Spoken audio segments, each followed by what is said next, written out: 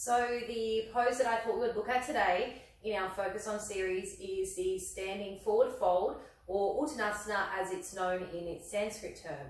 Now, the forward folds are an integral part of any sun salutation sequence, and they're also commonly used to transition from seated to standing, and also from standing poses back down to the floor.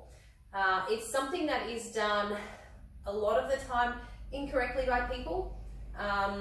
I guess part of that comes from, if you've ever seen a forward fold in pictures or on the internet, on social media and Instagram, you've probably seen people with perfectly straight legs and they're folded in half like a compact mirror.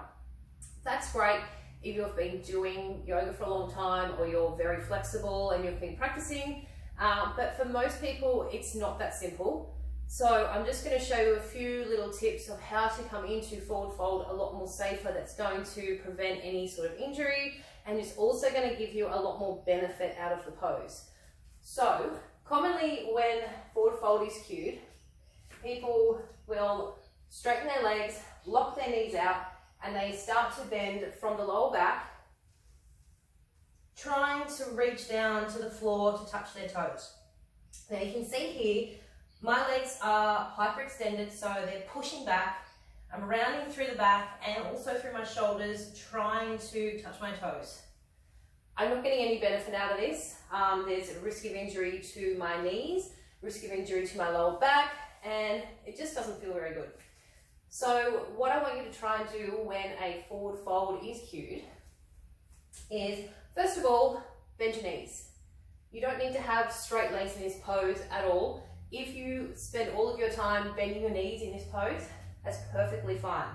So just remember to bend your knees as you're coming down. You also want to bend over from the hip crease. So where the thigh meets the hip, we're going to be folding from here rather than up here. So you can see already as I start to move forward, my spine is nice and long and I'm not compromising anything in my lower back or my shoulders. So again, we'll cue a forward fold, we'll bend from the hip crease, but I want you to also work on turning on your core. If you're just folding over and you're letting your belly just hang out, you're also, at risk of compromising your lower back. Switching on your core, drawing your navel in towards your spine is going to protect your lower back from any injury.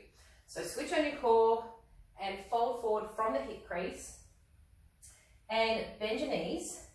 Now, if you can't get all the way down to the floor, you can just leave your hands on your shin and this is perfectly fine. So my core's still switched on and I'm bending my knees to allow me to come down to the floor.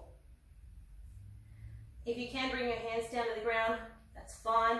And just sort of practice rolling forwards a little bit. So we don't want to come all the way off the ground, but you want to sort of shift a little bit of your weight from the back of your heels into the ball of your feet, which is just going to bring your center of gravity towards you just a little bit more. And then finally, just let your head be heavy. If you need to bend your knees all the way down here to bring you to the ground, that's perfectly fine. You're still going to get a stretch in the hamstrings. It's still going to release your lower back. And over time, you will be able to straighten your legs a little bit more. So once you've done this, if you feel that you want to try and straighten your legs out a little bit, you can just straighten the knees and fold. To come up, we're just going to bend the knees just gently and come out of it. So that is our standing forward fold. So if you want to work on that a little bit, just see how you feel, if that feels a little bit better for you. And just remember that bent knees aren't a bad thing at all.